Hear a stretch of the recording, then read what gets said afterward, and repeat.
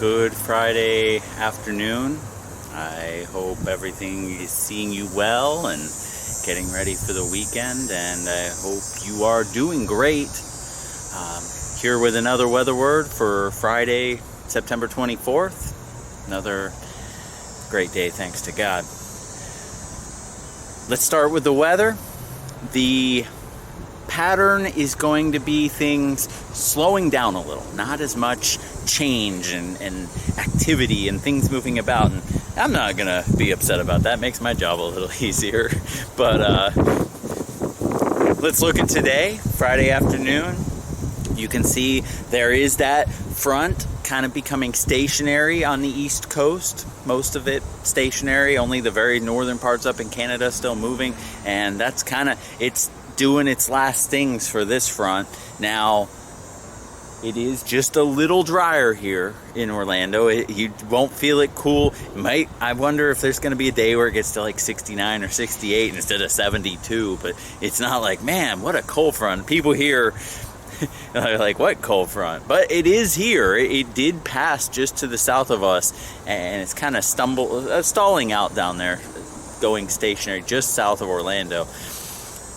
One question I had, I was kind of difference I saw, I was like, this isn't what's normal. I don't know if you realize it, but usually when you get a front and there's quite a bit of moisture, so often in this point in the fall, especially when it lingers around, if you get a front just stalling on top of you, usually it's going to lead to a lot of clouds, a lot of rain. So this time of year, it's like, well, what is this? I mean, if a front sweeps past down into Cuba and the Caribbean, okay, that's when you start your fall, but this is kind of different, kind of unique. Looking at it more, the real issue is there is a front that gives you the lift for clouds and storms, so why isn't there? We've kind of been in a bit of near a cull where the winds kind of, whether we're in a cull or not, we're not going to be so much in the coming days, but the point is the winds kind of spread apart and really aren't converging on the front. Usually when you get a front, the winds are clashing into that front, but you've got the high pressure around, you've got the other front, and so the pattern's really not seeing a lot of convergence along the front. And when you couple that with a bit drier air aloft,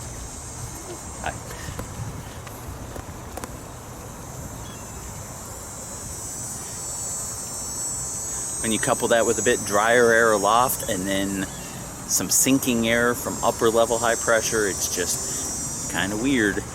No rain, no storms, barely any clouds. There were a few thunderstorms down in south central Florida last night, but not nearly. I mean, often when the front's still nearby, it gives us that east wind where it blows a lot of rainy conditions, especially along the coast. You get these gloomy days, gloomy, cool, rainy days, especially at the coast, and we're not having that right now. So it's a unique kind of cold front. You don't see them that often, especially in Florida, and really the whole east is kind of seeing that pattern. So it's leading to it being warm, hot-ish, but not super hot, and kind of that's going to be the pattern going forward. You see on the map the other low pressure. You see the next front sweeping east, not really making a lot of progress to the south. That high down there, it's attacked on all sides. It's what's winning. That high pressure is that low pressure is just coming in across Wisconsin, Minnesota, but nothing too crazy. A few storms like in Vermont, New Hampshire, New York, eastern New England areas today along the first front. But other than that, you see the high pressure building in, and that'll be the pattern into tonight. The first front still dying out, pretty much the same map. There's still that high pressure. That second cold front has made some more eastward progress, but that bottom of it's kind of curving back to the west, kind of becoming horizontal, and so it's really not pushing east with that oomph that's going to make it down into the south. And so that's going to be the long-term pattern. And up in Hudson Bay in northern Canada, you see the big low spiraling around. It's been a really weird pattern where just lows have kind of circulated around each other and been kind of chaotic, and that's going to continue for the coming days. As we go to tomorrow, you see the next front made some progress, but again, the high is holding strong. It's just glancing along the top of the high, and it's not getting down into the southeast. We're kind of in this pattern to stay. Now, the one thing is, the high being where it is, winds are out of the north, northeast, around the right side of that high pressure. So it is keeping it reasonable. It's not bringing the Arctic air, the polar air, but it is keeping us from having dry or warm continental air. We're not having the south winds. We're not having we're having some quiet winds, but the winds are filtering down from the north still. So we are kind of staying where we're at in a lot of places, warming up some for the places that got cool, but not like super hot, not chilly, just kind of doing its thing.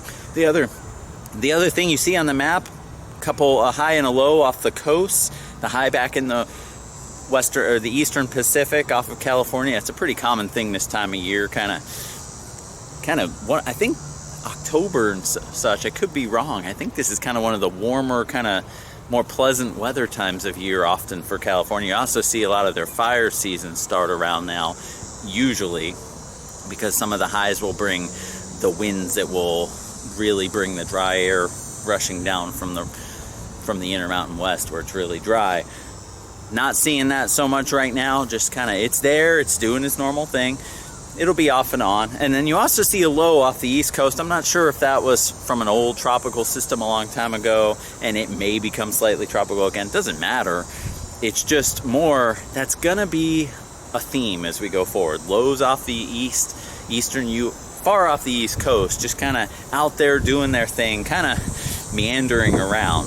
Nothing too crazy with any of those, but you can see it there, and it's a hint of what's to come. As we go towards Sunday, the high winds, it's built into the east, the cold front's up in New England and fading away, and other than that, not a lot of significant things on the map. A lot of high pressure. There's even a high pressure up there over the prairie provinces of Canada, Alberta, Saskatchewan, Manitoba, kind of above Montana, above the northwest U.S. And that's kind of a weird place for it this time of year as we go into winter, where the lows will sweep down. Usually you only see a high up there when it's built in right behind a cold front before the next one, but there's not huge cold fronts anywhere on that map, just a weak one, and so a lot of high pressure over the U.S. So pretty nice weekend overall for almost everybody. And then as we go to Monday, high continues in the south. That next system moving on the board kind of pushes that high in Canada off towards the Great Lakes, and you'll see it has a front. There's a couple lows kind of merging. It's a common theme. There's not a consistent low with a lot of these systems. And hey, up over northeast Canada, you still have the lows spiraling around, just kind of, it's backing up again, retrograding. You got another occluded front. So it's just being all complicated. I tell you, making the maps is like, oh man, you have to, it takes a while to figure out exactly what's going on the surface maps. And then you got all these different fronts that are all interacting in low pressure areas. And I'm not upset that the pattern's calming down a little, because that made life a little more complicated, but so be it. That's what I'm here to do, among other things. But you see that next system coming into the Pacific Northwest? It's not going to make so much progress. The theme we're going to next week is those highs over the east are going to take hold. We're going to get this pattern where we're going to see lows coming in from the west, but really not making it much past the plains before exiting and weakening. And you're also going to see lows off the east coast. Like I said, that was a hint of things to come. There's other waves that'll come up, and there's SAM eventually. Everybody's talking about that maybe, but it should come up into the Atlantic east, kind of far off the east coast, it looks like. And there's other lows as well. And so there'll be this pattern of lows off the east coast, lows in the central plains, Pacific Northwest, and a big high pressure dome. We call it an omega block, where there's lows on two sides and there's a high in the middle.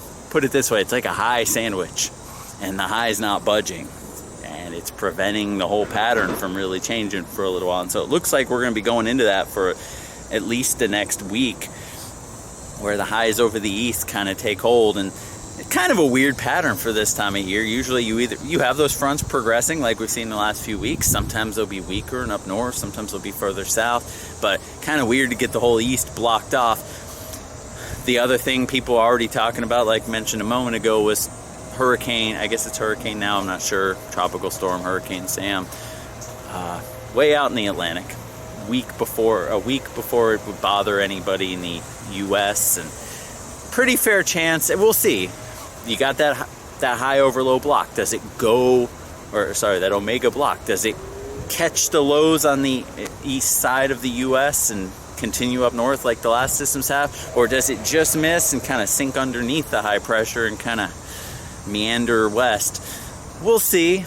I mean, you pay attention if you're in Puerto Rico, places like that. It looks very clear that it should stay mostly north of the islands. May bring some effects if it gets real close, but doesn't look to be a huge significant system for them.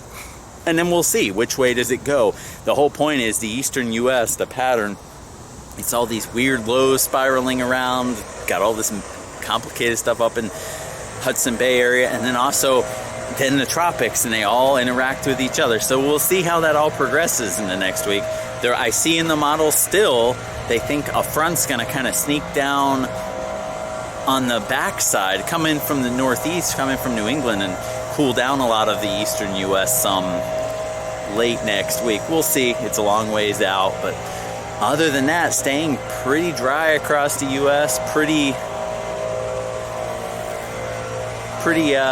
mild. Not maybe a little above mild, but not the usual where you see either strong cold fronts or decent cold fronts or periods of really hot. It's kind of a strange pattern. Just for a few days, reasonable weather for everybody. We'll see what the tropics bring way down the road, but nothing to stress over right now. And so weather overall is pretty friendly, pretty nice. And so should be a nice weekend for just about everybody, except for that guy running his leaf blower.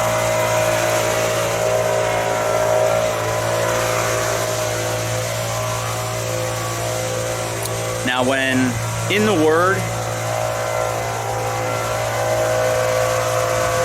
I guess I have kind of a challenging word today, or at least the kinds of words that I don't love talking about. And God specifically told me this week that He was going to give me the message for Friday, and I was hoping it was going to be just this inspirational, beautiful message, and didn't turn out exactly to be what I just opened the Word, and you have to seek the Lord. Is it His? Is it what He wants you to be in? And the best I can tell, it's a dry time right now, but the best I can tell is this is where my heart is. The message kind of just jumped out of it, and it wasn't my message. It wasn't what was on my heart necessarily. That's when you know it's God's some of the time, is when you want to preach one kind of message. I mean, most of my messages here are encouragement and uplifting and being inspired. The book opened to Jeremiah 20 today. And it was actually the first 6 verses that God kind of put a fire in me, despite, I don't know, you may read these and go, what? But now Pashur, the son of Immer, the priest, who was also chief governor in the house of the Lord, heard that Jeremiah prophesied these things. Then Pashur smote Jeremiah the prophet and put him in the stocks that were in the high gate of Benjamin, which was by the house of the Lord. And it came to pass on the morrow that Pashur brought forth Jeremiah out of the stocks. Then said Jeremiah unto him, The Lord hath not called thy name Pashur, but Magor Misabib. For thus saith the Lord, Behold, I will make thee a terror to thyself, and to all thy friends, and they shall fall by the sword of their enemies, and thine eyes shall behold it. And I will give all Judah into the hand of the king of Babylon, and he shall carry them captive into Babylon, and shall slay them with the sword. Moreover, I will deliver all the strength of this city, and all the labors thereof, and all the precious things thereof, and all the treasures of the kings of Judah will I give into the hand of their enemies, which shall spoil them, and take them, and carry them to Babylon. And thou, Pashur, and all that dwell in thine house shall go into captivity, and thou shalt come to Babylon, and there shalt thou die, and shalt be buried there, thou and thy friends, to whom thou hast prophesied lies. You know, everybody loves Jeremiah 29:11. It is a happy verse. We use it to give hope, and we love positive messages. My point, I want to bring peace, I want to bring hope, I want to bring joy to those who are sad. But if you are honest with the Word, and if you read all the Word, there's a lot of tough stuff in there. There's a lot of pain, there's a lot of hurting. And I think we do ourselves a disservice sometimes when we just want to forget about all that and just go, all is good now. Now, we're in a different era now. We're in a different covenant that Jesus lives inside of us. And so I agree that we're not dependent upon prophets the way we used to be. I still believe prophecy lives. I don't see any reason it shouldn't. There was no specific Bible verse. The verse at the end of Revelation that says, "Cursed be any man who adds to these words." I think that's clear that that's about trying to say who God is, trying to add to God, make him something else, or add a new covenant, or speak something new. The whole point of the word is God is a living God. The Old Testament, the New Testament, he lives in us. He speaks to us. We have the Holy Spirit. We're talked to. If we don't believe he speaks, first of all, I know I've heard the voice of God in myself. And it's not an always thing. But if you don't believe you hear, you feel, you know God in your own heart, and you don't believe in prophecy where God's going to speak to you through others, you don't have an active living God in your life. So, and if I believe God could speak to myself, I certainly can believe that God would prophesy to others. It's still mentioned in the gifts, I believe. Check me if I'm wrong. Challenge me, please. But I believe it's mentioned in the gifts of Corinthians that it's one of the things we shall have. We shall prophesy in part. Now,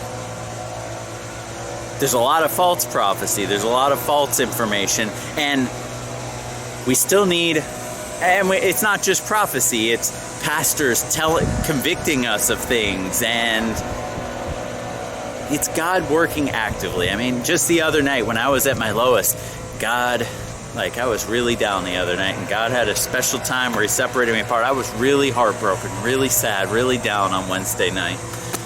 Just brutal.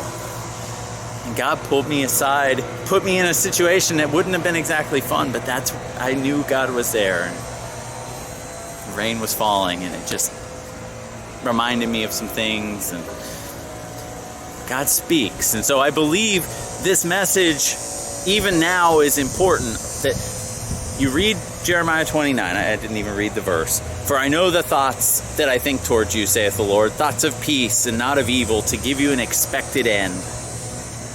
Everybody loves that verse. But there's 20-some chapters of Jeremiah before this that are just devastating. There's a lot of Isaiah. Everybody looks at Isaiah, is it 62? Where verses that foretell who Jesus is going to be. Everybody's excited about those, but there is a lot of brokenness before that. And I'm not trying to tell us we are living in such broken times as those in some ways. We have Jesus living in our hearts, or can have him living in our hearts. And they didn't have that in the Old Testament the same way. They didn't have the Spirit active and moving in them. But that's the whole point. God is an active God. He's moving things. Even in the New Testament, it wasn't all, you shall be blessed, you shall have joy, you shall have a great time. You read you read about the apostles. There was challenges at every turn. It wasn't constantly brokenness, but there was things that broke Paul repeatedly, hurt him really bad, and there was tough times. I think we if we just want to skim past all of Jeremiah, first 20-some chapters, and all of Isaiah, we're not wanting to hear what God's really saying. I'm not saying he's telling you those things, but when you open your hand to that chapter, there's important stuff in there. There's important notes. And hey, it fits my life. I mean, look, do you not know? Have you not seen that there are times, even for the most godly people, that just crush them? Seasons. You have these seasons where everything's going great, and you have these seasons where everything's going horrible. And you want to say to God, it's like, did God just forget about me? Did God give up on me? Am I not God's person anymore? Is all that forgiveness and all that blessing turned away? All these people saw the same thing. Jeremiah and Isaiah and Paul. They saw seasons where everything went right, and seasons where everything went wrong, and they were chastised. And so I think a message like this is important. Number one, gotta look for true prophets, and that's a theme throughout. Jeremiah is brutal. I think it's Jeremiah. It might be Isaiah or one of the other prophets, but he eats his own dung, and oh my gosh, it's ugly stuff. He even in this chapter, he wants to die. He hates being alive. What's a true prophet versus a false prophet? Should you look for, and okay, maybe you don't believe in prophecy. I think you believe in counsel and advice, so at least look to that. I want you to see in verse 6, there's a theme throughout this. Pashur did bad. God's punishing him. It says, you shall be buried in Babylon, there, thou and all thy friends to whom thou hast prophesied lies. And it's funny, while I paused it there for the person to walk by, in Jeremiah 29, verse 8, right before verse 9, or right before verse 11, for thus saith the Lord of hosts, the God of Israel, let not your prophets and your diviners that be in the midst of you deceive you, neither hearken to your dreams which ye cause to be dreamed. For they prophesy falsely unto you in my name. I have not sent them, says the Lord. And I was going to use different verses in Jeremiah 20 later on. False prophecy, false wisdom, false counsel is a dangerous thing. God tells us to seek wisdom and look for it as precious jewels. And we know the truth shall set us free. We got to be careful not to look for what we want to hear, and that is really the theme. Why do people trust false prophets? And honestly, there are a lot of people. You go to the most recent election, there's a lot of conservative people who just trump. I don't like politics. I don't like making it about politics. But there were a lot of people who believed he was going to be their solution, and there were all these prophecies that he was going to win, and then he was going to somehow, after he lost, overturn the election, and none of them came to fruition because there were a lot of false people that prophesied what they wanted to believe and what people wanted to hear. And there's a verse, I don't have it handy, but we shall listen to the people who tickle our ears. And forget politics for the moment. A big danger in prophecy is if they just tell you what you want to hear, if it's just about, and it's about your joy, it's about, I want what makes me happy. If it's just about that, if it's just about pleasing things, gotta be really careful. Who do you listen to? Celebrate the chastening of the Lord. Sometimes we have to go through tough things, and honestly, the faithful words of a faithful friend are much better than a million prophecies of joy and goodness. Be willing to hear the tough things. I'll tell you what else sets a prophet apart, sort of. You may not be able to see it. You look at Jeremiah 20.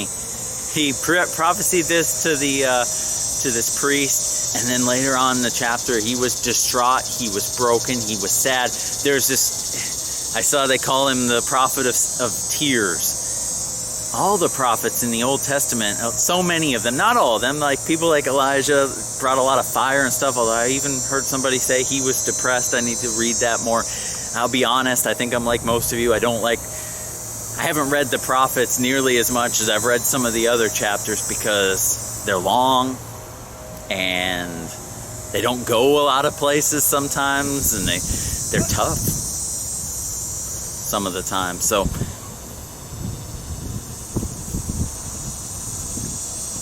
lost what I was saying.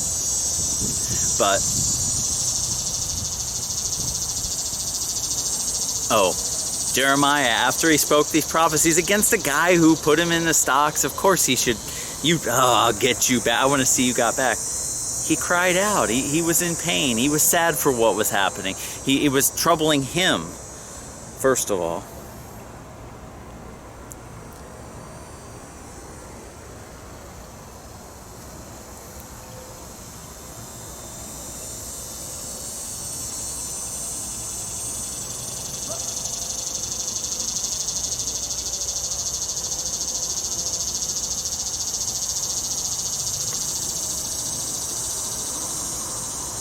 Then I said, I will not make mention of him, nor speak any more in his name, but his word was in mine heart as a burning fire shut up in my bones, and I was weary with forbearing, and I could not stay. And there's a verse a little earlier on about he was just ridiculed, he was constantly under derision, he was constantly troubled by the people. And also he was sad at what he had to prophesy. I mean, he didn't like this state. Are you living out the love God is telling you to live out? Because you can still do things wrongly, and there are still lifelong consequences for people in this time who don't follow God, who do things that they want to see, who look for the easy stuff and don't want to see the meat. Look, there are people and there are times where we are just broken, and that's all we can do is all we are here to do is put our faith in Jesus. The people who were healed by him, they didn't need to have a complex theology. They needed to put their faith in Jesus. But if you have the word, if you have all this time, if God's built more in you, built understanding, given you more time here, don't pass up the hard stuff.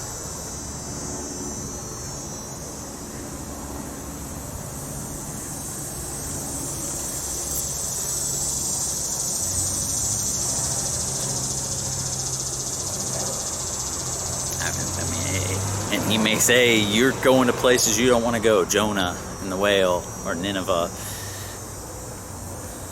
It's tough because I had a lot of friends have reminded me, look, the life of a saint, the life of a believer is often a lonely one. And I don't want that. I don't believe that's true for me. I don't believe God's pieces have made that clear.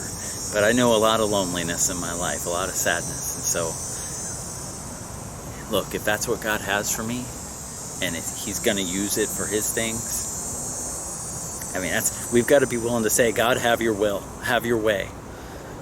And are we? Or are we just saying, nope, it's got to be what I want?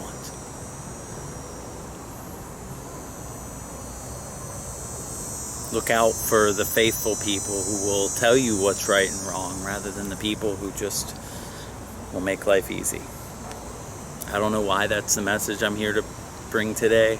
I don't know why my hand opened to that chapter. I hope you'll read some more of that chapter, Jeremiah 20. It's kind of just another of many chapters where those things happen, but where Jeremiah is prophesying the tough stuff. That's the point. God sent Israel to Babylon, everything to be destroyed. And look, there was a better day. Seasons change. But don't listen for just the prophecies that say this season's going to go away. It's right now. I command it out.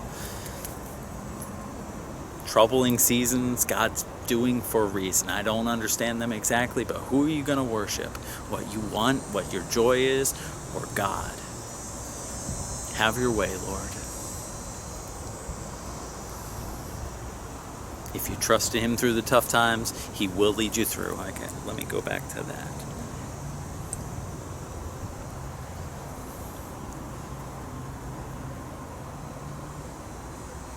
But, O Lord of hosts, thou triest the righteous, and seest the reins in the heart.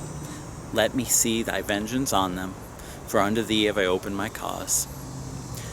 Sing unto the Lord, praise ye the Lord, for he hath delivered the soul of the poor from the hand of the evildoers. Jeremiah trusted in him when it wasn't easy to trust in him. And he said, why am I alive? And there was so much pain in Jeremiah. Just ugliness almost. It hurts to read some of those verses. Not just tears, but just kind of dries the bones out. It's not filled with verses of just rejoicing. It's a lot of tough stuff and very little dancing and celebrating.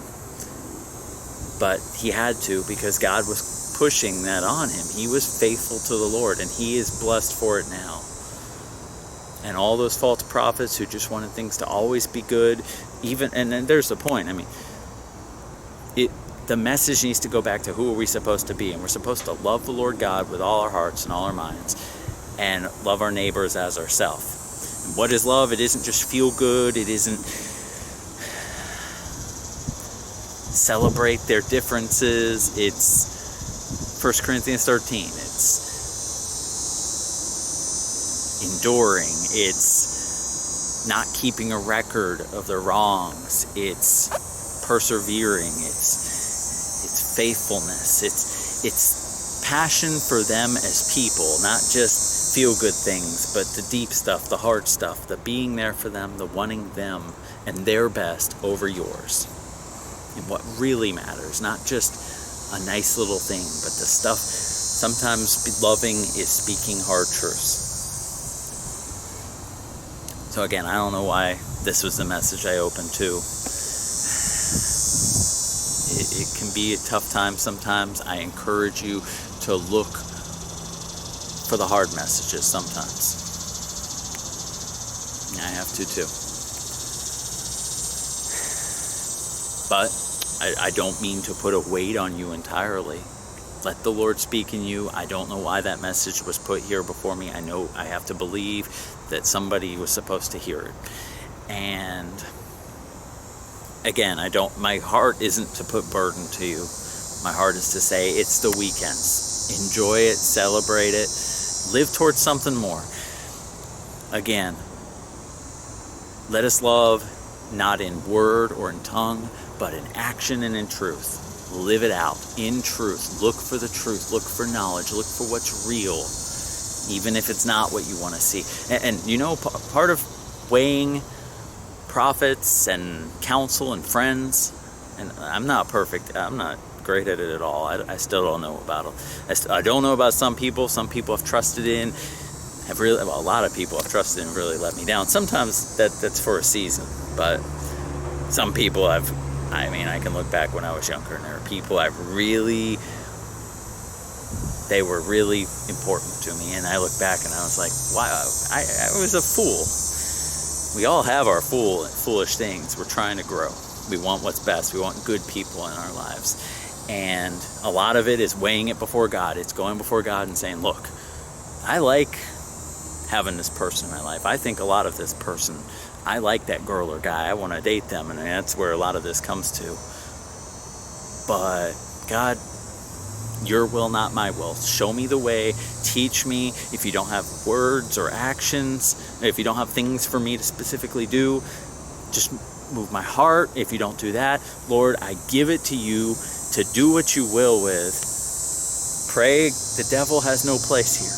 The devil shall not prosper. The devil is not welcome here. Protection here of the Lord in the name of Jesus. It's not just, hey, whatever happens, because bad things can happen. It's trusting the Lord. It's seeking the Lord, saying, God, I need you to do this. I need you to live this. You know what's best for me. I think it's Proverbs 16:9 or something, or 23:14. Many are the ways of the man, but the Lord directs his steps. Or the man devises his way, but the Lord directs his steps. God, it's yours. And when you get turned away from something you really believed in, I don't understand.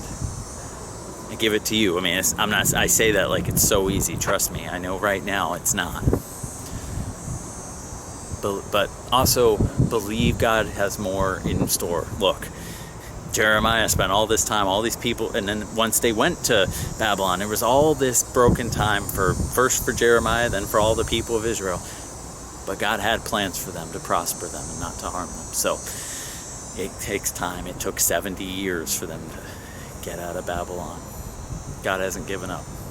God, it's not just when your plans are broken, it's not just everything's evil, everything's bad, there is no God, it hurts too much, this can't be God.